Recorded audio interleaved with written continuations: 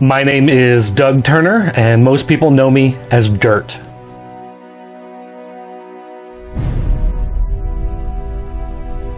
Back in 2008, I was working on this web series called That New Toy Smell. And we did toy reviews and commentaries and, whatever.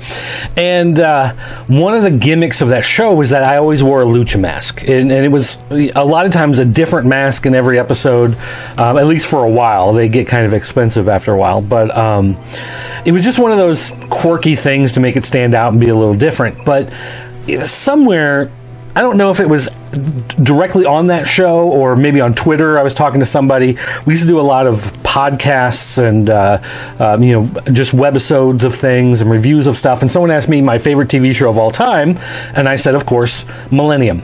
It is, probably always will be. And shortly thereafter, I get this tweet from this guy, Troy Foreman. And he lets me know that he's working on a website called Back to Frank Black with James McLean. McLean? Anybody know I don't know how you pronounce it. But anyway, and he goes, hey, I see you do videos. I see you work on video stuff. Would you be willing to, do some videos for Back to Frank Black? And, of course, yes, absolutely. I would love to. I love the show, and anything I could do to kind of help out the awareness of Millennium, try to get people, interested, try to push for another show or a movie or, whatever it was going to be. Yeah, I was all for that. So I started doing these videos. I just grabbed my camcorder. It was a Sony, I think it was called a Webby. It was orange. It was bright orange HD video camera, 720. And I would go down into my dark basement and I would film these videos and talk about an episode. I would just pull up an episode. I'd throw in a couple clips. I'd have a couple stills over my shoulder maybe, and just kind of talk about what I liked, what I didn't like, whatever. And it was given the moniker of "Here's My Thing," which was Laura Means' quote. She would always say, "Here's my thing," which, huge fan of the character, love the actress, so I thought that was great. But doing it, part of the idea of doing it was to help build the community of Millennium fans, to help, not only bring new people in, but just keep people talking about it, keep, the conversation going, keep it on people's minds. Something people, a lot of people were pushing for Millennium to come to Netflix around that time. Again, bring back the TV show, miniseries, whatever.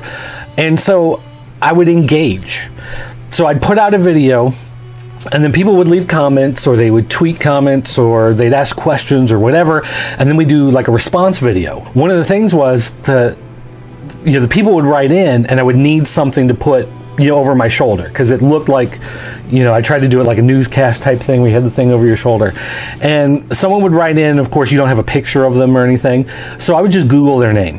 And the first picture that popped up, that would be their avatar. That would be who it was. So I remember this one guy, Yosef, wrote in, and so I Googled it, and the first picture was like this homeless guy someone had taken a picture of named Yosef, so that became Yosef. And he wrote in several times and was always portrayed by that homeless guy. And it was a fun way to get some response, get some back and forth with people. And because I was a huge fan myself, I loved talking about the show, and I still do. Still to this day. I'm a collector. I collect all kinds of things. I love Millennium stuff. I'm always collecting stuff.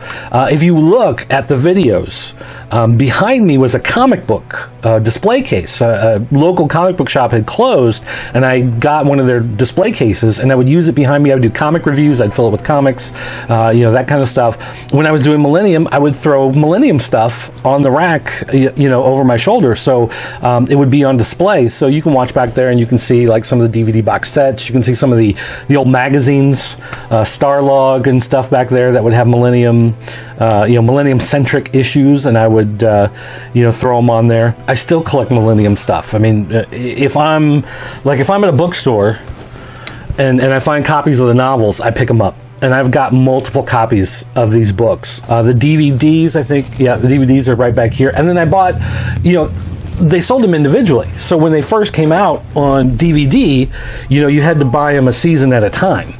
And then, of course, later on, I even saw the insert in there.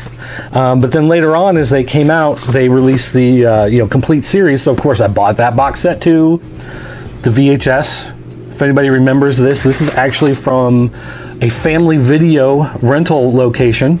This was actually their rental cassette, and I ended up buying it off of them so that I would have a copy of this. I've got copies of the Japanese ones somewhere. This is one of my favorites, actually. I have a doll. I have one doll in my collection, and my doll is a Lance Henriksen.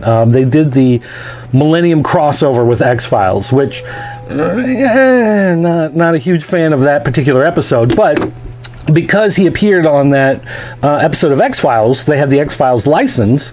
They didn't actually need the Millennium license since they had the X-Files one. He was in there, so they made a Frank Black, white hair, Frank Black doll.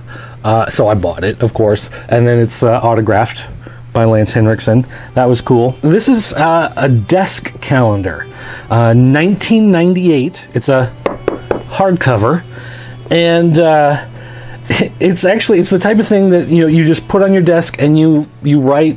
If you have some meetings and stuff going on, you write them in your calendar, and then it has artwork. It's got quotes from some of the different people. It's got just some religious artwork. Depictions of hell and stuff like that tie into some of the episodes.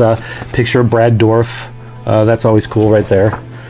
So this is just one of those like weird, as soon as I saw it, I was like, I have to have that. Like that. Yeah, absolutely. That's coming home with me. I've never seen anything like it again. Maybe they did these for X-Files. I don't know. Maybe they did them for later years of Millennium, but I think probably only the first season, and that's mostly what this covers. 1998. My wife, we were dating. Actually, we had dated, and then we broke up, and then we ended up getting back together again, and then we got married. But we had broken up, and then she wanted to come back and spend time because she realized it was a mistake and wanted to be with me and blah, blah, blah, whatever. But she always wanted to come over and hang out on Friday nights, and that's when Millennium was on. And so, I remember saying, hey, you can come over on Friday nights, but you got to sit on the couch and be quiet. Like, just don't talk. Like, when commercials come on, we can talk during commercials, but we're not talking during the show. And I held her to that, and she still married me anyway. Getting feedback from people is one of those things that keeps you going. When you're making videos, you're doing content, you're producing stuff, and I still to this day I will get responses from people on some of the Millennium episodes. The episodes were hosted by backtofrankblack.com. I think they put them on Daily Motion. They're on my YouTube channel. They're on the Pop Culture Network YouTube channel. Probably some other places they're floating around as well. But even to this day, I did this one commentary, critique, review of Jose Chung's Doomsday Defense, which is not my favorite Millennium episode. I know for a lot of people it is. For me, I didn't really like the comedy tone of it compared to Millennium and the nut punch and all that stuff that goes on in that episode. And still to this day, 7 years later after I recorded it, I still get comments from people, you're an idiot, it's the best show Millennium of all time. Hey, I'm an idiot, let me know on YouTube. That's fine. I'm a big enough man to take it. So, but it's just nice to know that the people are still out there. They're still acting and reacting and interacting, and that's always nice. Back to Frank Black did a book several years ago, and as they were gearing up to make this book, they asked me if I would write something for it because I'd been a contributor on the website and everything, and I really wanted to, but I was looking. My kids were getting older. They were getting into school. They were more than just these little like lumps of flesh that you just kind of held on to. They were talking and walking and stuff, and I wanted to spend more time with my kids and not do as much stuff online on the internet. I'm not trying to be internet famous by doing a lot of this stuff. I just do it because I love doing it and everything.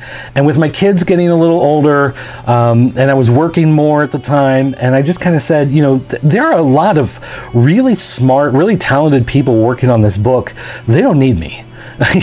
These people are a lot smarter than I am. I wished them well, and I kind of stepped back at that point, and I was like, you guys seem to have it under control. You've got a lot of people helping out now. You don't really need me anymore. And it was a fantastic read. If you haven't read it, you want to go out and definitely, read some of that. There's some great stuff in there.